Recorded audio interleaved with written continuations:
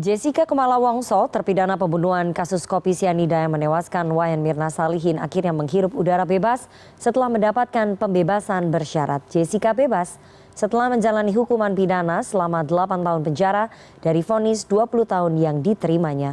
Meskipun bebas bersyarat, Jessica tetap berencana mengajukan peninjauan kembali atas kasusnya.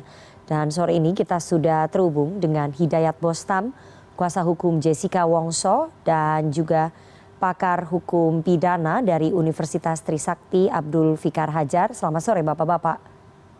Selamat sore Mbak Rifana. Oke, saya mau ke Pak Hidayat terlebih dahulu ya. Pak Hidayat, bagaimana ceritanya kemudian klien Anda bisa mendapat remisi begitu banyak ya, 58 bulan 30 hari?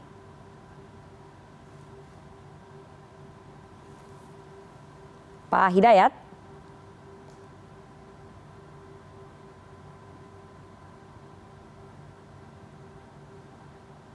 Pak Hidayat?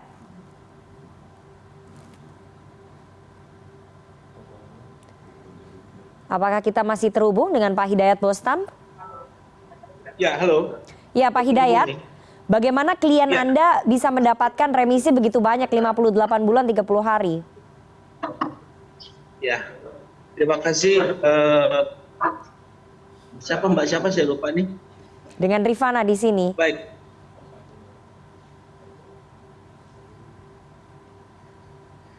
Selamat sore Pak Abdul Fikar. Ya, alhamdulillah. Selamat sore. Hari Selamat ini sore, Pak. di pagi. Selamat sore Pak. Ya, kebetulan Ya, langsung saja Pak Hidayat. Oke, suara saya kedengeran ya? Silakan langsung saja, kita sudah berjalan ini dialognya. Jadi Jessica tanggal hari 18 Agustus 2024 memang dia mendapatkan remisi dari lapas ya yang 82 dia bisa pulang gitu. Pak Hidayat, kami tidak bisa begitu mendengar suara Anda ya. Halo Pak Hidayat. Halo. halo Ya, silakan Pak Hidayat. ya Silakan. halo Ya, silakan dilanjutkan. ya saya nggak dengar apa-apa nih. Oke, tampaknya kami mengalami kendala komunikasi dengan Hidayat Bostam, pengacara dari Jessica Kumala Wongso. Kita beralih dulu mungkin ke Pak Abdul Fikar Hajar ya, ke Pak Fikar. Pak Fikar, kalau dilihat ini Jessica Kumala Wongso mendapatkan remisi cukup banyak, 58 bulan 30 hari. Bagaimana Anda melihatnya? Apakah ini sesuatu yang memang biasa atau sesuatu yang extraordinary bagi seorang terpidana pembunuhan berencana? Ya, saya kira dalam peraturan perundang-undangan sudah diatur ada beberapa macam remisi ya. Apakah ini diterapkan semua atau bagaimana? Nah, itu yang harus kita lihat gitu. Ada umpamanya remisi umum ya, remisi umum itu 3 bulan per tahun ya maksimal kalau dia melakukan perbuatan yang baik. Kemudian juga ada remisi khusus ya. Remisi khusus itu biasanya dia punya jasa kepada negara, salah satunya umpamanya yang sering dipakai adalah donor darah umpamanya gitu ya. Itu juga mempengaruhi diberikannya remisi. Itu juga bisa mendapat remisi 1 bulan gitu ya. Jadi kalau kemudian ada remisi tambahan. Nah, remisi tambahan juga itu separuh dari remisi umum. Jadi kalau dijumlah 1 tahun itu bisa sampai 5,5 bulan, ya 5,5 bulan. Artinya efektif seorang narapidana melaksanakan hukumannya dalam 1 tahun itu, kalau dia orangnya baik gitu ya, maka dia efektifnya cuma 6,5 bulan per tahun gitu. Nah, kalau kemudian berapa tahun ya tinggal dikali aja ya 6,5 bulan kali beberapa tahun gitu. Nah, jatuhlah itu 8 tahun ya ketika dia dibebaskan sekarang dilepas tadi ya, dibebaskan untuk sementara bersyarat ini dia 8 tahun. Nah, 8 tahun itu adalah 2/3 dari hukuman. Nah, 2/3 dari hukuman jadi berarti hukumannya 12 tahun sebenarnya ya, setelah dikurangi remisi-remisi maka hukuman yang tetap harus dijalankan adalah 12 tahun. Nah, 12 tahun, dari 12 tahun itu 2/3-nya sudah dijalankan, yaitu 8 tahun. Nah, karena itu kemudian dia mendapat pembebasan bersyarat. Begitu, Mbak. Oke, tapi mendapatkan remisi sebegitu banyak itu memang hal yang biasa ya, bukan extraordinary ya Pak Fikar ya? Sebenarnya memungkinkan karena terbuka kemungkinan tadi yang seperti saya katakan ya, ada remisi umum Ya. setiap 17 Agustus, ada remisi khusus perbuatan-perbuatan baiknya, ada remisi tambahan ya, kemudian ada juga remisi kemanusiaan kalau dia donor darah atau dia membantu donor jantung atau donor yang intinya kemanusiaan. Nah, itu juga ada jadi kalau dihitung itu bisa sampai 6 bulan ya, kalau keseluruhan dia lakukan ya itu sampai 6 bulan, 7 bulan, 1 tahun itu dia mendapatkan remisi. Nah, karena itu ketika saya mendengar dari 20 menjadi 12 sebenarnya terakhir ya, karena 8 ini 2/3 dari 12 gitu, artinya dia sudah melaksanakan 2/3 dari 12 tahun, begitu Mbak. Baik, saya mau ke Pak Hidayat Bostam lagi, sudah bergabung lagi Pak Hidayat? Ya, sudah. Oke. Suara saya. Iya Pak Hidayat, tadi dikatakan oleh Pak Abdul Fikar sebetulnya ya apa yang didapatkan oleh klien Anda memang bagian dari bentuk-bentuk remisi begitu ya. Tapi saya ingin tanya, klien Anda mendapatkan remisi 58 bulan 30 hari, ini banyak sekali untuk seorang terpidana pembunuhan berencana. Ya, tadi sudah dijelaskan dalam Pak Fikar itu betul sekali. Ya, remisi itu ada remisi ada donor darah.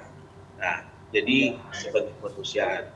Tetapi lebih baiknya bisa langsung ditanyakan kepada lapas atau dirjen pas ya, untuk bisa dikomunikasikan karena itu penerang kita, karena itu udah pernah SK itu. Jadi bukan ranah Pak Hidayat. Begitu. Oke Pak Hidayat, klien Anda Jessica Wongso berencana tetap mengajukan peninjauan kembali atas kasusnya. Apa alasannya Pak Hidayat? Oke, kami tetap mengajukan PK ya maksudnya ya. Ya. Alasannya apa? Kita rencana apa? Alasannya apa Pak? Oh, banyak alasannya, banyak didapat menentukan novum. Tetapi kami belum bisa menjelaskan sekarang, karena kan nanti pada saat pendaftaran saja. Dalam minggu depan ini kita sudah mulai mendaftarkan PK tersebut. Suara Anda ini kecil sekali ya Pak Hidayat ya. Sulit ini penonton untuk bisa dengar nih. Bagus, saya masih di ruangan nih. Oke. Di ruangan bersama Jessica juga. Iya. Oke, tapi ini penonton jadi nggak denger nih. Saya mau ke Pak Abdul Fikar dulu deh.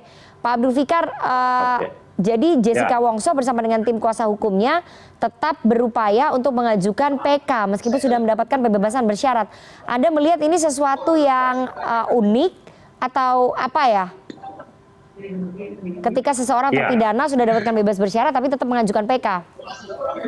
Ya, yang menjadi perdebatan sebenarnya adalah apakah seseorang itu dianggap bersalah atau mengakui bersalah atau tidak gitu. Itu yang jadi soal sebenarnya. Karena upaya hukum itu umumnya dasarnya adalah bahwa dia tidak pernah melakukan tindak pidana. Ya, apakah banding, kasasi, kemudian PK, itu dasarnya adalah bahwa dia bukan pelaku pidana. Sehingga dia mengajukan upaya hukum yang maksimal gitu. Ya, jadi di satu sisi itu, di sisi yang lain hukuman tetap berjalan gitu ya, hukuman tetap berjalan.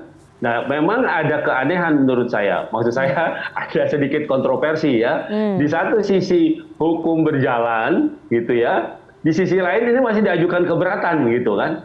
Nah, kalau diajukan keberatan artinya orang belum mau mengakui perbuatannya kan. Nah, tetapi tetap diberikan remisi gitu, diberikan keringanan gitu, potongan-potongan. Nah, itu yang menurut saya agak kontroversinya di situ. Begitu, Mbak. Oke, ke Pak Hidayat. Pak Hidayat, artinya klien Anda memang tetap menyangkal melakukan pembunuhan terhadap Wayan Mirna Salihin ya, sehingga perlu mengajukan PK untuk memulihkan namanya. Begitu kira-kira? Ya, betul sekali. Memang Jessica tidak pernah melakukan apapun terhadap temannya, sahabatnya tuh Mirna ya. Makanya dia merasa sangat terzolimi ya, makanya ingin tetap korban PK. Begitulah kira-kira. Oke, tapi tadi dikatakan kontroversinya oleh Pak Abdul Fikar ketika menyangkal melakukan perbuatan pembunuhan tapi tetap menerima remisi. Itu kan dua hal yang agak bertolak belakang itu Pak Hidayat. Ya itu ya jadi begini Mbak ya. Jadi itu bisa ditanyakan langsung ya bagi yang memberikan SK ya daripada Dirjen Pas ya. Kenapa Jessica mendapatkan remisi umum, remisi pembuka dan donor darah ya dengan perbuatan baik. Ya itu bisa ditanyakan langsung dengan ranahnya daripada Dirjen Pas. Oke, tapi kami dari luar tidak bisa. Tapi tujuan utamanya mengajukan PK untuk apa sih sebetulnya Pak Hidayat?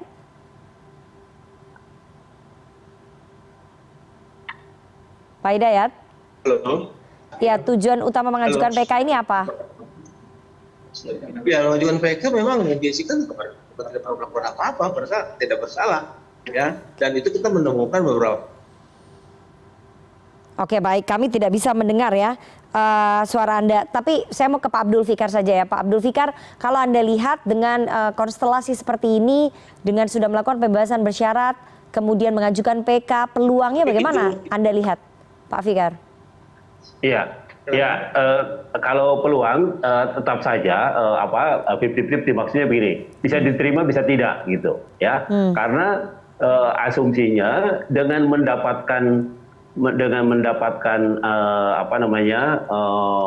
potongan ya remisi gitu ya, asumsinya bahwa dia sudah mengakui bersalah dan kemudian melaksanakan hukuman dan kemudian dipotong gitu hukumannya karena dia berkelakuan baik gitu, ya kan? Nah itu asumsi pertama. Asumsi keduanya bahwa dia belum mau menerima sebagai pelaku, bahwa dia tidak mau bahwa bukan dia pelakunya, dia tidak mau dipersalahkan terhadap kematian korban gitu. Nah, ya saya mengikuti itu dari proses, saya mengikuti dari proses dari. Iya, ya maksud saya di situ ada dua karena kan hal yang saksi juga tidak saksi fakta. Saksi fakta juga tidak ada yang melihat. Ya. Di dalam tubuhnya, ya.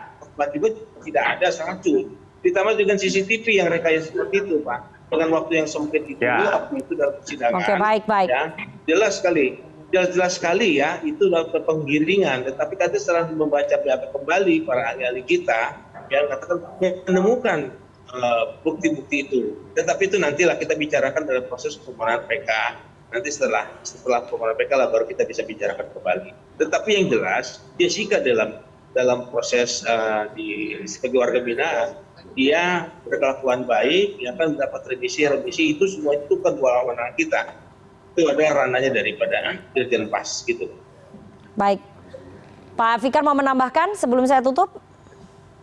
Ya, saya kira betul bahwa proses hukum berjalan sendiri. Di sisi yang lain ada penilaian pelaksanaan hukuman. Dalam hal ini yang sepenuhnya menjadi kewenangan lembaga pemasyarakatan gitu. Artinya ketika dia tetap mendapatkan potongan remisi, potongan hukuman ya setiap tahunnya, kemudian bahkan sampai dari 20 kalau remisi itu sebenarnya kalau dilihat hitungannya dia sampai 12 tahun tuh ya, dari 20 menjadi 12 tuh potongan remisi. Karena itu kemudian ketika dia mencapai 8 tahun 2/3 dari masa penghukuman dia kemudian bisa dibebaskan gitu sambil ada laporan dan segalanya.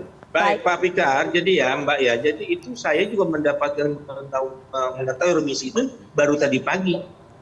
Ya, diserahkan oleh Kanwil, kita lihat ini remisinya seperti ini, apa aja dijelaskan, begitu loh. Kami tidak pernah bisa mencampur dalam hal ini, begitu loh. Karena saya lihat ini bahwa memang kita nggak tahu berapa kita menghitungnya, tapi setelah itu kita tahu setelah kita mendapatkan surat daripada SK dari SK perbaikan, SK remisi umum, remisi pemuka, kita lihat di situ ada donor darah. Itu apa yang dijelaskan oleh Pak Fikar itu udah betul di situ.